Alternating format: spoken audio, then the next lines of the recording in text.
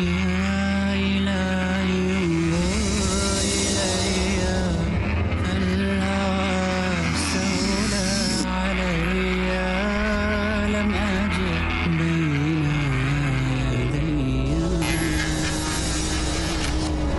يرجى لقيا لك قد وجهت كلي وبسطت كفذي مخلص القلب لعلي يمنح. السلام علیکم ورحمۃ اللہ وبرکاتہ. ناظرین کرام، میں ہوں ڈاکٹر محمد حماد لکھوی اور پروگرام ہے ہمارا زکوٰۃ کے احکام و مسائل. ناظرین کرام، آپ کو معلوم ہے کہ ہم اس پروگرام کے اندر رہنمائی حاصل کرتے ہیں مولانا حافظ صلاح الدین یوسف صاحب سے، جو معروف عالمی دینی شخصیت ہیں، مفسر قرآن ہیں. اللہ تعالیٰ ان کو جزائے خیر دے. حافظ صاحب اسٹوڈیوز میں خوش آمدید. السلام علیکم ورحمۃ اللہ وبرکاتہ. وعلیکم السلام ورحمۃ اللہ. ناظرین کرام، زکوٰۃ غربت اور گداگری کے خاتمے میں کیا کردار ادا کرتی ہے، اس کے حوالے سے ہم نے رہنمائی حاصل کی. اور اسی طرح جو مال مقروض ہے، قرض دیا ہوا مال، اس پہ زکوٰۃ کس طرح لاگو ہوتی ہے اور کون شخص قرض دی ہوئی رقم کا ذمہ دار ہے، اس پر بھی گزشتہ پروگرام میں ہم سب نے رہنمائی حاصل کی اور محترم حافظ صاحب سے بہت کچھ سیکھا. حافظ صاحب بہت شکریہ، آپ تشریف لائے اور آپ سے ہم ہمیشہ سیکھتے ہیں. آپ یہ فرمائیں کہ مال اگر مختلف قسم کا ہو، مثلا کرنسی بھی اس کے پاس ہے، سونا بھی اس کے پاس ہے، چاندی بھی کچھ اس کے پاس ہے، کچھ اس کے مویشی ہیں، مختلف قسم کا اگر اس کے پاس مال ہے تو اس کی زکوٰۃ اکٹھے نکالی جائے گی یا ہر چیز کا الگ الگ حساب ہوگا؟ زکوٰۃ کی کیا صورت ہوگی؟ اس میں علماء کی دونوں ہی رائے ہیں. بعض علماء کہتے ہیں کہ اس کے پاس اگر 2 یا 3 قسم کی چیزیں ہیں، مثال کے طور پر تھوڑی چاندی ہے، کچھ سونا ہے، تو ان دونوں کو ملا کر اگر ایک نصاب بن سکتا ہے تو وہ ایک نصاب بنا کے اس کی زکوٰۃ نکالی جائے. لیکن میری رائے میں جو راجح مسلک ہے وہ یہی ہے کہ ہر چیز کا اللہ تعالیٰ نے الگ الگ نصاب رکھا ہے. سونے کا نصاب الگ رکھا ہے، چاندی کا نصاب الگ رکھا ہے، اور اسی پر اجتہاد کرتے ہوئے اب کرنسی کا نصاب بھی چاندی کے نصاب پر ہی ہے، لیکن اس کی بہرحال ایک متعین رقم الگ ہے اس سے. سمجھے؟ اسی طرح جانوروں کا نصاب ہے. اب جانوروں میں بھی الگ الگ جانوروں کا نصاب بتلایا گیا ہے. تمام جانوروں کو ملا کر کہ کسی کے پاس کچھ گائے ہیں، کچھ اونٹ ہیں، کچھ بیلیں ہیں، کچھ بکریاں ہیں، تو سب کو ملا کر ایک بنا لے، تو یہ صحیح نہیں لگتا. زیادہ صحیح مسلک یہی لگتا ہے کہ اگر کسی کے پاس سونا بھی ہے، چاندی بھی ہے، تو اگر سونا 7.5 تولہ سے کم ہے تو اس میں بھی اس پر زکوٰۃ عائد نہیں ہوگی جب تک وہ 7.5 تولہ یا اس سے زیادہ نہ ہو. مثلا اگر کسی کے پاس 50 تولے چاندی ہے، 52.5 تولے نہیں ہے، 7 تولے سونا ہے، 7.5 تولے نہیں ہے، ہاں، تو اس کا مطلب یہ ہے کہ ان دونوں پر زکوٰۃ نہیں ہوگی. دونوں زکوٰۃ سے نہ مستثنیٰ چاندی پر ہوگی. زکوٰۃ ہوگی نہ سونے پر زکوٰۃ ہوگی. یعنی وہ اپنی قسم میں، اپنی نوعیت میں جب تک وہ نصاب تک نہیں پہنچتے اس وقت تک زکوٰۃ نہیں ہوگی. اسی لیے جانوروں کا نصاب بھی شریعت نے الگ الگ رکھا ہے. صحیح. وہ بھی اپنی اپنی تعداد کو جب تک نہیں پہنچ جائیں گے وہ لا کر ان کا نصاب نہیں بنایا جا سکتا. اسی طریقے سے سونے چاندی کو ملا کر بھی ایک نصاب نہیں بنایا جا سکتا. صحیح. ہر ایک کا الگ الگ نصاب پورا ہوگا تب زکوٰۃ نکالی جائے گی. یعنی اگر نوعیت کے اعتبار سے مختلف اموال اس کے پاس موجود ہیں اور وہ سارے مل کے نصاب سے بے شک بہت بڑھ جاتے ہیں، بہت بڑھ جائیں، تو بھی وہ اس کے اوپر زکوٰۃ عائد نہیں ہوگی. زکوٰۃ عائد اس وقت ہوگی جب ایک مال اپنی نوعیت میں نصاب کی حد سے آگے بڑھے. نصاب کی حد سے. جزاکم اللہ خیر. اچھا آپ صاحب، اسی حوالے سے پروگرام کے شروع میں نے عرض کیا کہ مال کے مختلف ہونے کی ایک نوعیت یہ ہے کہ وہ ملکیت کے اعتبار سے مختلف ہے. ایک ہی فیملی ہے، ایک ہی خاندان کے افراد ہیں، لیکن میاں کا مال ہے، بیوی کا مال ہے، بچے کا مال ہے، مختلف جو افراد خانہ ہیں ان کی ملکیت میں ہے. ان کی زکوٰۃ کس پر ہوگی؟ مثلا سب سے پہلے میں آپ کے سامنے یہ سوال رکھوں گا کہ بیوی کے پاس اپنا مال ہے اور خامند کے پاس اپنا مال ہے، وہ دونوں ملا کے زکوٰۃ نکالیں گے یا الگ الگ زکوٰۃ نکالیں گے؟ نہیں، زکوٰۃ کا تعین تو ملکیت کے اعتبار ہی سے ہوگا. اچھا جی. اگر بیوی کے پاس مثال کے طور پر زیور ہے، زیور اتنا ہے کہ اس پر زکوٰۃ عائد ہوتی ہے، صحیح. تو اب اصولی طور پر تو زکوٰۃ کی ادائیگی اس بیوی کی ذمہ داری ہے. اچھا جی. لیکن اگر خاوند اس کے ساتھ تعاون کرتے ہوئے اس کی طرف سے خود نکال دیتا ہے تو یہ جائز ہے. یا اس کو زکوٰۃ نکالنے میں مدد دے دے، وہی جس چاہے طرح خود نکال دے. خود نکال دے یا اس کو تعاون کر دے. لیکن اگر خاوند کہتا ہے کہ نہیں میں تو تیرے زیور کی زکوٰۃ نہیں نکالوں گا، ذمہ داری اس کی ہے. پھر اس کی ذمہ داری ہے. وہ عورت یہ نہیں کہہ سکتی کہ میرے پاس تو زیور کی شکل میں ہے، میرے پاس تو پیسے نہیں ہیں. اگر خاوند اس کا تعاون نہیں کرتا اور اس کی طرف سے زکوٰۃ ادا نہیں کرتا تو اس کو زیور بیچ کر زکوٰۃ ادا کرنی پڑے گی. اچھا، بنیادی حکمت تو یہی نہیں ہے نصاب میں کہ اسی میں سے زکوٰۃ دی جائے تاکہ آہستہ آہستہ مال جو ہے یہ کم ہوتا جائے اور غربا کے پاس جو ہے وہ مال زیادہ ہوتا جائے اور ایک جو معاشی تفاوت ہے یہ ختم ہوتی جائے؟ تو کیا خیال ہے بنیادی جو حکمت ہے وہ یہی نہیں کہ مال میں سے ہی زکوٰۃ دی جائے؟ نہیں، وہ تو یہ مقصد تو دوسرے طریقے سے بھی حاصل ہو جاتا ہے. صحیح. اس لیے اس کو ہم ضروری نہیں کہہ سکتے. ضروری نہیں ہے زیور کی زکوٰۃ زیور بیچ کے زیور میں سے دی جائے. صحیح. اگر زیور کی وہ موجودہ مالیت کے اعتبار سے رقم متعین کر کے اس میں سے اگر وہ زکوٰۃ نکالی جائے گی تو فائدہ تو غربا کو اس صورت میں بھی ملے ہو جائے گا. ٹھیک. تو وہ جو اصل مقصد ہے تو وہ تو دونوں صورتوں میں حاصل ہوتا ہے. صحیح. اس لیے اس چیز کا پابند نہیں کیا جا سکتا کہ زیور کی زکوٰۃ کی شکل میں زیور ہی دیے جائے. یعنی اصل مقصد میں دو باتیں ہیں نا. ایک بات تو جو آپ کی رہنمائی کی روشنی میں ہم نے سیکھی کہ ایک تو اس کا مقصد ہے مال کو پاک کرنا اور ایک مقصد ہے مساکین کی مدد، حاجت مندوں کی. تو حاجت مندوں کی مدد تو دونوں صورتوں میں اصل میں میرے ذہن میں سوال یہ پیدا ہو رہا تھا کہ مال جو پاک کرنا ہے وہ ہے زیور اور زکوٰۃ دی جا رہی ہے کرنسی سے. تو چونکہ نوعیتیں مختلف ہیں اور آپ نے پہلے یہ فرمایا کہ جب مال کی نوعیت مختلف ہو تو ہر ایک کی اپنی اپنی زکوٰۃ ہے، اس کی زکوٰۃ اس میں نہیں. تو میرے ذہن میں سوال پیدا ہوا تھا، ایک طالب علمانہ سوال، کہ کیا جب وہ کرنسی کی شکل میں یا کسی اور شکل میں زکوٰۃ دے گا، غلے کی شکل میں دے دیتا ہے یا کسی بھی طرح سے اس مالیت کا حساب کر کے، تو کیا وہ مال جو پڑا ہوا ہے جس کے اندر سے زکوٰۃ نہیں نکلی وہ بھی پاک ہو جائے گا، وہ مقصد حاصل ہو جائے گا؟ یقیناً پاک ہو جائے گا، کیونکہ سونا جو ہے وہ بھی تو ایک مال ہی ہے نا. جی. اس کی اگر مالیت متعین کر کے زکوٰۃ نکالی جائے گی تو وہ زیور ہی کی زکوٰۃ شمار ہوگی. یہ نہیں ہے کہ وہ اچھا وہ زیور پاک ہو جائے گا. یعنی وہ ایسے ہی ہے جیسے اس نے زیور کی زکوٰۃ، جیسے آپ زکوٰۃ کی رقم سے کسی کو آپ کا کرنسی کی صورت میں نصاب ہے. صحیح. اب آپ کسی غریب کو اس رقم سے یعنی جتنی آپ کی زکوٰۃ بنتی ہے وہ نقد رقم دینے کی بجائے اس کو اس کی گھریلو ضروریات خود خرید کر دے دیتے ہیں. صحیح. زکوٰۃ تو پھر بھی زکوٰۃ تو ادا ہوگی اور زکوٰۃ کا جو اصل فائدہ ہے وہ بھی ہو گیا اور جو مال کی پاکیزگی بھی. یعنی دونوں مقاصد ہمیں حاصل ہو گئے. دونوں مقاصد دونوں صورتوں میں حاصل ہو جاتے ہیں. صحیح. اچھا آپ سب ایک اور صورت بنتی ہے کہ ملکیت کی، کہ خاوند نے مہر کی رقم مقرر کی بوقت نکاح، لیکن مہر چونکہ دو قسم کا ہے، ایک معجل ہے اور ایک معجل ہے یعنی غیر معجل. اب وہ جو مؤخر کیا جو غیر معجل تھا تو اس کی رقم تو سٹینڈ کرتی ہے، اس کی زکوٰۃ کون دے گا؟ اب دیکھو نا، اصلاً تو وہ عورت کا حق ہے تو وہ ادا تو کیا نہیں اس نے. لیکن اب خاوند جب تک ادا نہیں کرے گا تو خاوند کا مال شمار ہوگا، تو اس وقت تک وہ خاوند کی ذمہ داری ہے اس کی طرف سے زکوٰۃ ادا کرنے. اچھا اگر کیونکہ خاوند اس رقم کو اپنے استعمال میں لا رہا ہے نا، ادا تو کیا ہی نہیں اس نے، ابھی تک اس نے اپنا یہ فرض ادا نہیں کیا. اس کو وہ اپنا مال سمجھ کر ہی اس کو استعمال کر رہا ہے. اچھا آپ صاحب اگر عملاً موجود نہ ہو اس کے پاس، مثلاً یہ کہ اس نے 5 لاکھ یا 10 لاکھ مہر جو ہے وہ مقرر کیا، کچھ معجل تھا وہ ادا ہو گیا، وہ معجل جو ادا ہو گیا اس کی تو ملکیت سمجھ میں آتی ہے کہ وہ تو خاتون خانہ ہی مالکہ ہے اور وہی ادا کرے.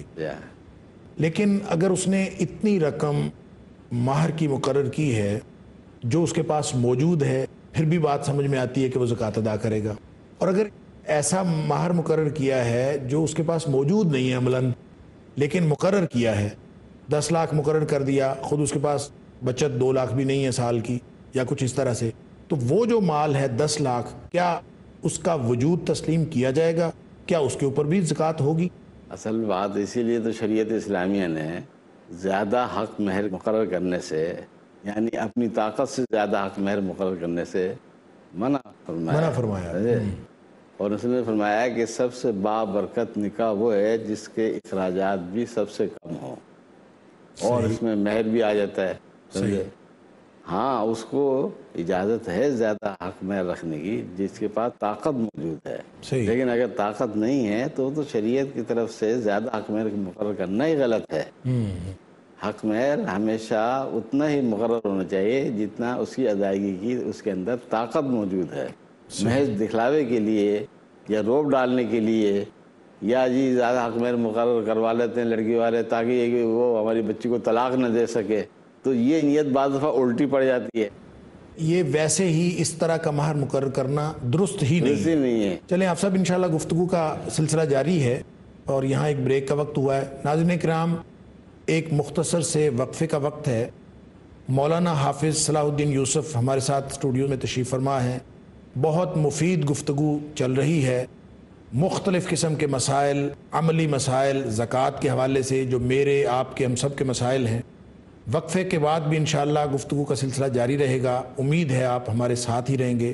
حاضر ہوتے ہیں کچھ دیر بعد۔ السلام علیکم ورحمۃ اللہ وبرکاتہ۔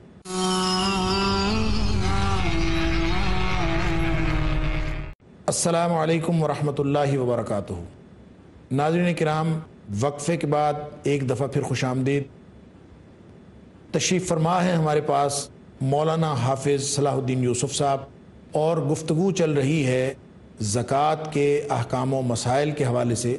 اور آج ہم جو گفتگو کر رہے ہیں وہ ناظرین کرام، آپ نے وقفے سے پہلے ملاحظہ فرمایا کہ جو مختلف قسم کے اموال ہیں، نوعیت کے اعتبار سے یا ملکیت کے اعتبار سے، ان سے زکوٰۃ کس طرح سے ادا کی جائے گی اور ان کی کیلکولیشن کیسے کی جائے گی، ان کا ذمہ دار کون ہوگا، اس کے حوالے سے کچھ باتیں ہم نے جانی وقفے سے قبل، اور وہی گفتگو اب بھی انشاءاللہ جاری رہے گی۔ محترم حافظ صاحب، ہم بات کر رہے تھے وقفے سے پہلے مہر کی، کہ مہر کی رقم جو ہے اس کا ذمہ دار اگر تو ادا ہو گئی ہے، آپ نے فرمایا، تو پھر تو عورت ہے، اور اگر ادا نہیں ہوئی تو پھر اگر مال موجود ہے تو جو خامد ہے وہ ذمہ دار ہے۔ لیکن ایسی رقم جو صرف مقرر کی گئی ہے اور عملاً وجود کوئی نہیں ہے، اس کے بارے میں کیا ہے، آپ رہنمائی فرما رہے ہیں؟ میں یہ عرض کر رہا تھا کہ شریعت اسلامیہ نے حق مہر کے بارے میں یہ تاکید کی ہے کہ تم اپنی طاقت کے مطابق حق مہر مقرر کرو۔ صحیح۔ اب اس میں بعض دفعہ افراط تفریط پایا جاتا ہے معاشرے میں۔ بعض لوگ اپنی شادی بیاہ کے اخراجات میں تو بہت پیسہ خرچ کر دیتے ہیں، اور جب حق مہر مقرر کرنے کا مسئلہ آتا ہے تو وہ اس وقت کہتے ہیں کہ جی شرعی حق مہر رکھ دیں، اور شرعی حق مہر انہوں نے بنایا ہوا ہے 32 روپے یا 32.5 روپے۔ تو یہ کوئی شرعی حق مہر نہیں ہے۔ صحیح۔ شرعی حق مہر کیا ہے؟ لڑکے کی طاقت کے مطابق۔ اچھا جی۔ اگر وہ زیادہ دینے کی طاقت رکھتا ہے زیادہ بھی مقرر کر سکتا ہے۔ اچھا، یہ لڑکے کی استطاعت کے مطابق ہے یا لڑکی والے خاندان کے جو معروف طریقہ ہے اس کے مطابق ہے؟ میرے ذہن میں وہی مہر مثل کی بات آئی ہے کہ مہر مثل کیا ہے؟ مہر مثل یہی ہوتا ہے، وہ ان صورتوں میں ہوتا ہے جب اس کا تعین نہ کیا گیا ہو۔ اچھا جی۔ مہر مثل کا مسئلہ اس وقت سامنے آتا ہے جب نکاح کے وقت حق مہر کا تعین نہ کیا گیا ہو اور حق مہر کے بغیر ہی نکاح ہو گیا ہو، کیونکہ حق مہر کا تعین کیے بغیر بھی نکاح منعقد ہو جاتا ہے۔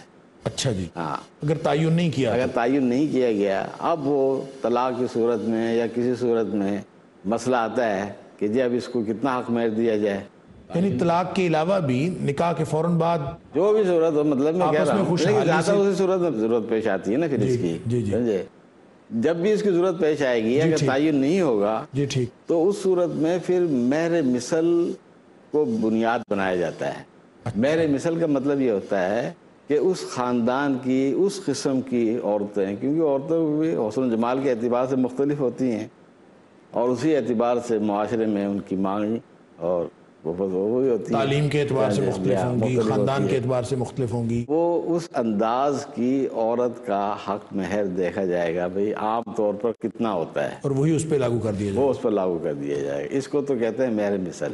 اچھا آپ صاحب، آپ نے ایک بات فرمائی، اگرچہ ہے تو ضمنی سی بات، لیکن سوال پیدا ہوتا ہے کہ مہر کے بغیر، مہر تو نکاح کی شرط نہیں ہے مقرر کرنا، اس کے بغیر ہی نکاح ہو جاتا ہے؟ ہاں نکاح ہو جاتا ہے، اچھا، یہ شرائط میں سے نہیں ہے؟ وہ تو قرآن سے معلوم ہوتا ہے۔ اچھا جی، کیا انہوں نے طلاق دیا ہو لیکن حق میں مقرر نہیں کیا، اس کو آپ کتنا حق میں دینا ہے، تو قرآن میں موجود ہے۔ اچھا، ہاں قرآن کی آیت ہے، یعنی قرآن سے یہ بات ثابت ہے ہاں کہ مہر مقرر کیے بغیر نکاح ہو جائے گا، نکاح ہو جاتا ہے، اور اس کو تو قرآن نے بیان کیا ہے۔ بالکل ٹھیک، اگر مقرر نہ کیا ہو تو پھر اس کا مہر مثل ہوگا۔ مقرر نہ کیا ہو تو ٹھیک جی ہاں۔ ٹھیک، اگر مقرر نہ کیا گیا ہو تو پھر مہر مثل ہوگا۔ بعد میں یہ کہہ رہا تھا کہ حق مہر طاقت کے مطابق ہونا چاہیے۔ ہمارے معاشرے میں افراد تفرید پایا جاتا ہے، بعض لوگ کہتے ہیں جی شرعی حق مہر مقرر کر دو، وہ بالکل معمولی سی مقدار رکھی ہوئی ہے، تو یہ بالکل غلط چیز ہے، سمجھے؟ بالکل تھوڑا سا حق مہر مقرر کرنا یہ بھی شرعاً غلط ہے، اور بہت زیادہ کرنا اور ہی بہت زیادہ مقرر کر لینا میں دکھلاوے کے لیے، یا اس نیت سے کہ ہماری لڑکی کو طلاق نہ دے سکے ڈرتا ہوا، سمجھے؟ اتنی بڑی رقم دینی پڑے گی میں کی طلاق دینے کی صورت میں، تو اس نیت سے وہ حق میں زیادہ لکھوا دیتے ہیں۔ بعض دفعہ یہ الٹا پڑ جاتا ہے ان کے، وہ بعض دفعہ اس لڑکے سے طلاق لینا چاہتے ہیں لیکن اس کے ذہن میں میں اس کو طلاق دوں گا تو مجھے 5 لاکھ روپے حق میں دینا پڑے گا، صحیح، وہ میں کہاں سے دوں گا؟ اپنا رکھا ہوا جو ہے وہ اب اسی میں وہ ان پھنس کے لیے جاتے ہیں۔ درد سر بن جاتا ہے، اب وہ اس سے مطالبہ کرتے ہیں، وہ طلاق نہیں دیتا۔ تو میں کہہ یہ رہا تھا کہ طاقت سے زیادہ حق مہر مقرر کرنا بنیادی طور پر ویسے ہی غلط ہے۔ صحیح، باقی رہا مسئلہ اس کی زکوٰۃ کا، سمجھے؟ وہ اگر خاوند نے عورت کو ادا کر دیا ہے اور وہ نصاب کی حد کو پہنچا ہوا ہے یا اس سے زیادہ ہے، تو اب اس کی زکوٰۃ کی ادائیگی عورت کے ذمہ ہے، کیونکہ اس کے پاس ہے وہ رقم اور وہ اس کی مالک ہے۔ اب خاوند اس کا مالک نہیں ہے، حق مہر کی رقم کا مالک وہ عورت ہوتی ہے، سمجھے؟ اس کے ماں باپ بھی نہیں۔ ہاں خاوند اپنی طرف سے اپنی خوشی سے ادا کر دے وہ الگ بات ہے۔ اچھا، یہ بات تو ہو چکی، ہاں سوال میرا یہ تھا کہ اگر ایسا مہر مقرر ہو گیا ہے جس کا مال کا عملاً وجود نہیں ہے، ہاں، تو اس کی زکوٰۃ ہے نہیں ہے، کون ادا کرے گا؟ اب وہ نے بتلایا نا کہ اب وہ اس کی زکوٰۃ نہیں ہے۔ اس کے ذمہ ہے نا، خاوند کے ذمہ قرض ہے گویا، اچھا، وہ تو خاوند کے ذمہ قرض ہے، قرض ہے۔ ٹھیک اب وہ قرض کی چونکہ ادائیگی ضروری ہے ٹھیک، تو وہ عورت بھی ادا کر سکتی ہے۔ اگر تو اس کی حیثیت قرض کی ہم طے کریں تو یہ اس وقت ہوگا اگر، جیسا کہ آپ نے پہلے ہماری رہنمائی فرمائی، کہ وہ قرض جس کی مدت مقرر ہو اور واپس ملنے کا امکان ہو تو اس کی تو ملنا یقینی ہو، ملنا یقینی، اس کی زکوٰۃ ادا کی جائے گی، ہاں لیکن جس کا ملنا یقینی نہ ہو ہاں اس کی زکوٰۃ مؤخر کر دی جائے گی اس وقت تک جب تک وہ ادائیگی نہ ہو۔ تو ایسی صورت میرا خیال ہے یہاں پہ بھی لاگو یہاں ہونی بھی ہو چاہیے سکتی ہے کہ اگر وہ مال جس کا عملاً وجود ہی کوئی نہیں ہے، صرف انہوں نے مقرر کیا ہے، ظاہر ہے کہ عملاً وجود ہو تو پھر تم تعین کریں گے کہ یہ قرض کس کے پاس ہے، وگرنہ اس کی حیثیت بھی ڈوبی ہوئی رقم کی ہو سکتی رقم کی ہو سکتی ہے، اور اس وقت یعنی جب عورت کو جب بھی مل جائے وہ 10 مل سال جائے وہ بعد 1 سال کی زکوٰۃ وہ ادا 1 کر سال دے، کی زکوٰۃ ادا اور کر تب تک کوئی اس کا چونکہ وہ عملاً وجود نہیں ہے لہٰذا اس کی زکوٰۃ جو ہے وہ کسی کے اوپر بھی نہیں جی ہے ہاں، اگر ایسی صورت ہو تو جی ہاں۔ اچھا، اسی طرح آپ سب بچہ جو ہے وہ مالک ہے جائیداد کا، ایسے ہو سکتا ہے کہ وراثت میں یا کسی حوالے سے بچہ ملکیت رکھتا ہے اور مال اتنا ہے کہ اس کے اوپر زکوٰۃ لاگو ہونی چاہیے، یہ کس کی ذمہ داری ہے بچے کے مال میں سے زکوٰۃ کی ادائیگی؟ اگر بچہ پھر یا تو پھر یتیم ہوگا، اچھا جی، یا اس کا کوئی بھائی یا باپ کوئی گارڈین کوئی اس کا ہوگا موجود، حصے میں ملنے کی صورت میں کوئی اگر اس کا گارڈین سرپرست موجود ہے صحیح، تو وہ تو اس کی ذمہ داری ہے کہ وہ اس کی زکوٰۃ اس میں سے ادا کرے۔ اچھا جی، تاہم نبی صلی اللہ علیہ وسلم کی حدیث ہے کہ جو شخص کسی یتیم کا سرپرست بنایا جائے، اچھا جی، ایسا یتیم جس کے پاس مال ہے، تو نبی صلی اللہ علیہ وسلم نے اس سرپرست کو یہ حکم دیا ہے کہ وہ اس میں تجارت کرے، ولا یترکہ، اور اس کو ویسے ہی نہ چھوڑے، حتیٰ تاکلہ الصدقۃ، کہ اس کو زکوٰۃ کھا جائے، یعنی ہر سال اس میں سے زکوٰۃ تو نکالنی پڑے گی، صحیح، تو وہ اس طرح زکوٰۃ میں وہ ساری رقم آہستہ آہستہ ختم ہو جائے گی۔ ٹھیک۔ تو نبی صلی اللہ علیہ وسلم نے یتیم کے سرپرست کو یہ ہدایت فرمائی ہے کہ اگر تم کسی ایسے یتیم کے سرپرست بنو جس کے پاس مال ہو، یعنی وراثت میں اس کے پاس مال اس کے حصے میں آیا ہے، صحیح، تو تم اس کو تجارت و کاروبار میں لگاؤ، اچھا جی، تاکہ اس کا مال اس طرح زکوٰۃ میں ہی خرچ نہ ہو جائے۔ صحیح۔ اچھا صاحب، ایک مال زمار ہوتا ہے، اس سے کیا مراد ہے اور اس کی زکوٰۃ کی ادائیگی کس طرح سے ہوگی؟ مال زمار اس مال کو کہتے ہیں کہ مال تو انسان کا اپنا ہے، لیکن اس وقت فوری طور پر اس کے قبضے میں نہیں ہے۔ اچھا جی، اس کی ایک صورت تو وہی ہے جو پہلے بیان ہوئی ہے، ڈوبے ہوئے قرضے کی، ٹھیک، سمجھے؟ تو جب وہ مل جائے تو اس کو مال زمار شمار کیا جائے گا۔ اچھا جی، پہلے اسی گم طریقے شدہ سے تھا۔ ایک شخص کسی جنگل بیابان میں یا کسی ایسی جگہ خزانہ زمین میں دفنا دیتا ہے، پہلے اس طریقے سے چیزیں ہوا کرتی اچھا تھیں جی، ایک زمانے میں، کیونکہ وہاں بینک اور اس طرح کی چیزیں نہیں تھیں، اچھا، تو وہ بعض دفعہ محفوظ کرنے کے لیے یہ صورتیں بھی اختیار کی جاتی تھیں۔ اب ایک شخص نے اپنا مال زمین میں دفن کر دیا ہے، سمجھے، لیکن اب اس کو یاد نہیں رہا کہ وہ زمین کا کون سا ٹکڑا تھا جہاں میں نے یہ خزانہ اچھا، دفن کیا تھا، دفن کر کے بھول گیا۔ بھول گیا۔ اب وہ پھر بعد میں کسی طریقے سے اس کو کئی سال بعد اس کو یاد آتا ہے یا کسی طریقے سے اس کو کھدائی کرتا ہے تو اس کو مل جاتا ہے، تو یہ مال زمار ہے۔ یہ بھی مال زمار ہے، سمجھے۔ اس کی زکوٰۃ کا حکم وہی ہے کہ جب بھی مل جائے اس میں سے وہ 1 سال کی زکوٰۃ ادا کر دے۔ ٹھیک، یعنی ڈوبی ہوئی قرض کی رقم کی طرح اس کو بھی جب کبھی ملے جی ہاں، اس وقت 1 سال کی زکوٰۃ ادا کرنی ہے، اور اسی نے کرنی ہے جس کا مال ہے۔ اسی طریقے سے کسی ظالم بادشاہ نے کسی کی رقم قبضے میں لے لی ظالمانہ طور پر، اچھا جی، اب وہ کئی سال کے بعد اتفاق سے اس کو مل جاتی ہے۔ یہ حضرت عمر بن عبدالعزیز رحمہ اللہ، جو 5ویں خلیفہ راشد جن کو تصور کیا جاتا ہے، ان کے دور میں ایسا ان کے ہوا۔ دور میں ایسا ہوا ہے کہ بعض ظالم قسم کے عمال جو ادھر صوبوں کے گورنر وغیرہ ہوتے تھے، سمجھے، تو انہوں نے بعض لوگوں کا مال ظلماً ہتھیا لیا۔ اچھا، وہ بھی مال تو زمار حضرت شکار عمر ہوا۔ بن عبدالعزیز کو لکھا گیا، تو انہوں نے پھر یہ فرمان جاری کیا کہ اس طرح جب مال ان سے وصول ہو جائے تو جس کا مال ہو وہ اس میں سے 1 سال کی زکوٰۃ ادا کر دے۔ یعنی مال زمار ہوا۔ یہ حضرت عمر بن عبدالعزیز کے اس فیصلے پر یہ فتویٰ بن گیا۔ ہاں، حافظ محترم، تو انشاءاللہ آپ سے رہنمائی کا سلسلہ ہم جاری رکھیں گے، پروگرام کا ہمارا وقت ختم ہوا چاہتا ہے۔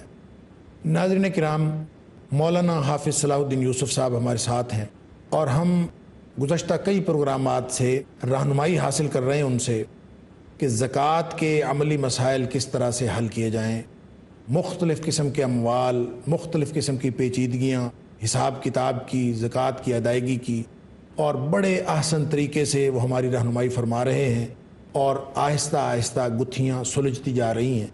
یہاں ہمارے پروگرام کا وقت ختم ہوا چاہتا ہے۔ ناظرین کرام، اگلے پروگرام تک کے لیے اجازت دیجیے۔ السلام علیکم ورحمۃ اللہ وبرکاتہ۔